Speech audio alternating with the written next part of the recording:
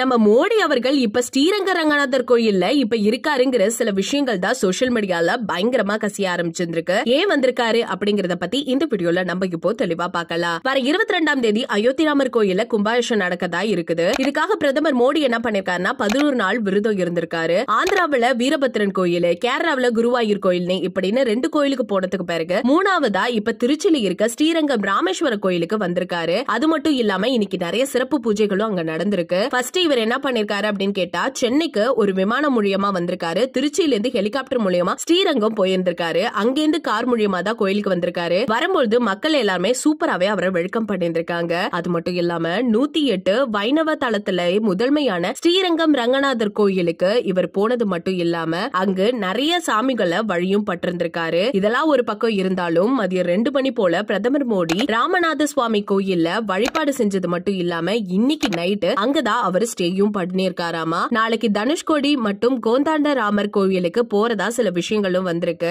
So நம்ம எல்லாருக்குமே தெரியும், நிறைய புராண கதைகள்லாம் படிச்சுட்டு வந்துட்டு இருக்கோம். இப்படி இருக்கையில ராமேஸ்வர கோயில்ல அக்னி திருத்தத்தினாலும் கோவிலுக்குள்ள உள்ள 22 புனித திருத்தங்களாலும் புனித நீராடி சுவாமிய தரிசனம் செஞ்சிருக்காரு இன்னைக்கு மோடி அவர்கள். இந்த செய்தியை பத்தி நீங்க என்ன நினைக்கிறீங்க அப்படிங்கறத மறக்காம நம்ம கமெண்ட் செக்ஷன்ல ஷேர் பண்ணிக்கோங்க. இதெல்லாம் உங்களுக்கு பிடிச்சிருக்கு அப்படின்னா மறக்காம நம்ம சேனலை சப்ஸ்கிரைப் பண்ணி வச்சுக்கோங்க.